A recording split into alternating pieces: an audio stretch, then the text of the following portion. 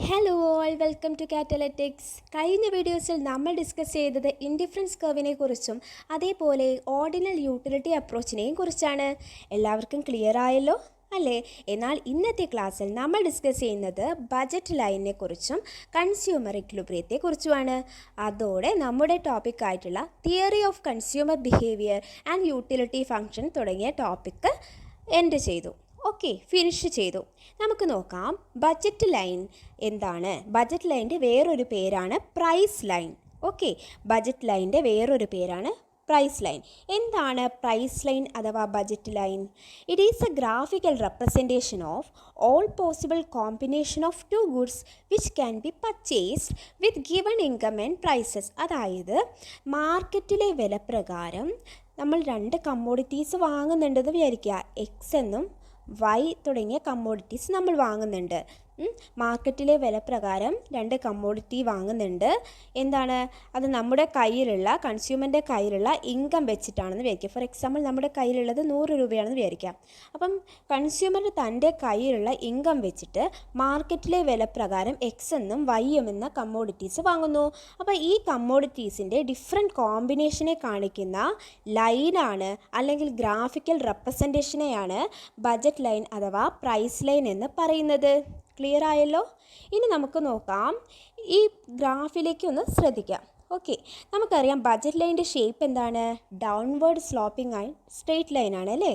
Downward slope ചെയ്തിട്ടുള്ള straight ലൈനാണ് budget ലൈൻ്റെ shape. Okay, ഇവിടെ OX ആക്സിസിൽ നമ്മൾ മെഷർ ചെയ്യുന്നത് കമ്മോഡിറ്റി എക്സ് ആണ്.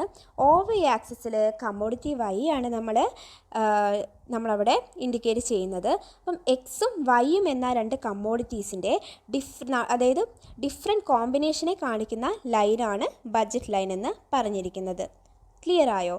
ഇനി നമുക്കറിയാം ഇതിനൊരു ഇക്വേഷൻ ഉണ്ട്. അപ്പോൾ എല്ലാവരും ശ്രദ്ധിക്കാം, ഇക്വേഷൻ ഉണ്ട്. ഇക്വേഷൻ ഇത്ര മാത്രമാണ്.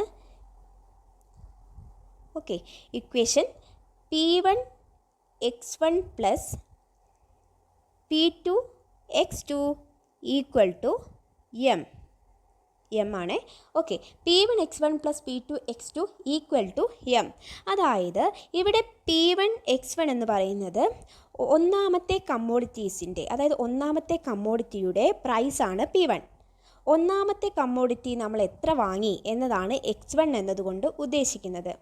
P2 എന്ന് പറഞ്ഞാൽ price of second commodity. x2 എന്ന് പറഞ്ഞാൽ ക്വാണ്ടിറ്റി ഓഫ് x2 കമ്മോഡിറ്റി.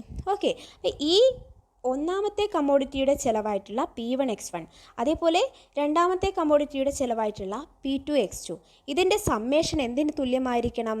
എമ്മിന് തുല്യമായിരിക്കണം. അപ്പോൾ എം എന്താണ്? എം ഇൻഡിക്കേറ്റ് ചെയ്യുന്നത് എന്താണ്? കൺസ്യൂമറിൻ്റെ ബജറ്റാണ്. കൺസ്യൂമറിൻ്റെ പർച്ചേസിങ് പവറില്ലേ, ആ വരുമാനത്തിനെയാണ്, കയ്യിലുള്ള വരുമാനത്തിനെ, ഇൻകത്തിനെ അല്ലെങ്കിൽ പർച്ചേസിങ് പവറാണ് എം എന്ന് പറയുന്നത്. അതായത് കൺസ്യൂമർ രണ്ട് കമ്മോഡിറ്റി വാങ്ങുകയാണെന്ന് വിചാരിക്കുക. ആ രണ്ട് കമ്മോഡിറ്റിയുടെ ചിലവ് എന്തിന് തുല്യമായിരിക്കണം? കൺസ്യൂമറിൻ്റെ ഇൻകത്തിന്, അതായത് കൺസ്യൂമറിൻ്റെ ബജറ്റിന് തുല്യമായിരിക്കണം. ഇതാണ് ബജറ്റ് ലൈനിൻ്റെ ഇമ്പോർട്ടൻ്റ് ആയിട്ടുള്ള ഇക്വേഷൻസ്. അപ്പോൾ എല്ലാവർക്കും ക്ലിയർ ആയല്ലോ ബജറ്റ് ലൈൻ എന്താണെന്ന്? അടുത്തത് നോക്കാം, കൺസ്യൂമറിൻ്റെ ഇക്വിലിബ്രിയം. അപ്പം എന്താണ് ഈ കൺസ്യൂമറിൻ്റെ ഇക്വിലിബ്രിയം എന്ന് പറയുന്നത്? കൺസ്യൂമറിൻ്റെ കയ്യിലുള്ള വരുമാനം വെച്ച്, നമുക്കറിയാം ലിമിറ്റഡ് ആയിട്ടുള്ള ഇൻകമാണ് കൺസ്യൂമറിന് അല്ലേ? ഈ ലിമിറ്റഡ് ആയിട്ടുള്ള വരുമാനം വെച്ചിട്ട് കൺസ്യൂമറിന് മാക്സിമം സാറ്റിസ്ഫാക്ഷൻ കിട്ടുന്ന സിറ്റുവേഷനാണ് കൺസ്യൂമർ ഇക്വിലിബ്രിയം എന്ന് പറയുന്നത്. ഇനി നമുക്ക് നോക്കാം ഗ്രാഫിക്കലി എന്താണ് consumer equilibrium.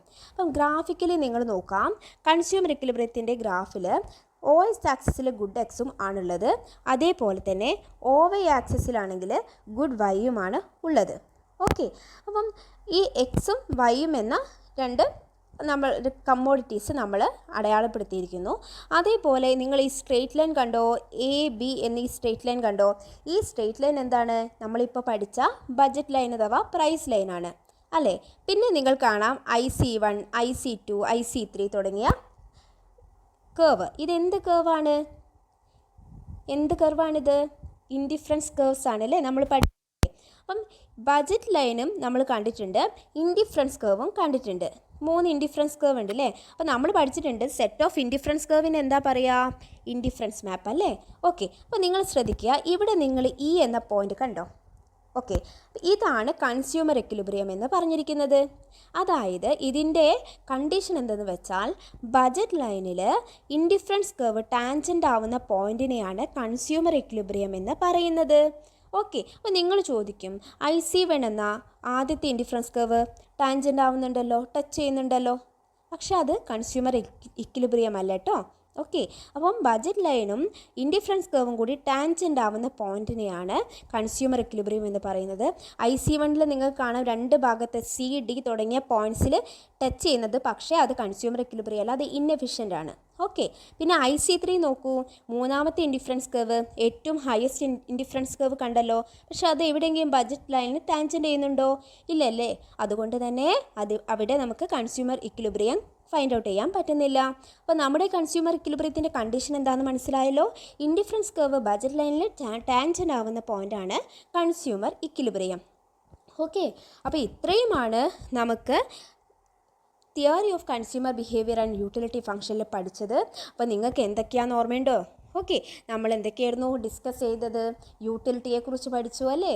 Cardinal utility approach പറഞ്ഞു, ഓർഡിനൽ യൂട്ടിലിറ്റി അപ്രോച്ച് പറഞ്ഞു, അതിൽ തന്നെ ഇൻഡിഫറൻസ് കർവും ബജറ്റ് ലൈനും കൺസ്യൂമർ ഇക്വിലിബ്രിയം എല്ലാം പറഞ്ഞു അല്ലേ? നിങ്ങൾക്ക് എന്തെങ്കിലും ഡൗട്ട് ഉണ്ടെങ്കിൽ കമൻറ്റ് ചെയ്യണേ. പിന്നെ ഒരു ഹാപ്പി ന്യൂസ് ഉണ്ട്, നമ്മുടെ സബ്സ്ക്രൈബേഴ്സ് മോർ ദാൻ 100 ആയല്ലേ, 100-ൽ കൂടിയിട്ടുണ്ട്. നിങ്ങളുടെ സപ്പോർട്ടും നിങ്ങളുടെ ലവും കാരണമാണ് ഞങ്ങൾക്ക് മുന്നോട്ട് പോകാൻ പറ്റുന്നത്. തീർത്തും ഫ്രീ ആയിട്ടുള്ള ക്ലാസ്സാണ് പ്രൊവൈഡ് ചെയ്യുന്നത്. നിങ്ങളുടെ സജഷൻസും നിങ്ങളുടെ വിലപ്പെട്ട അഭിപ്രായങ്ങളും കമൻറ്റ് ബോക്സിൽ ചേർക്കണേ. ഒരു ലൈക്കെങ്കിലും നിങ്ങൾ ചെയ്യണേ. Okay, thank you.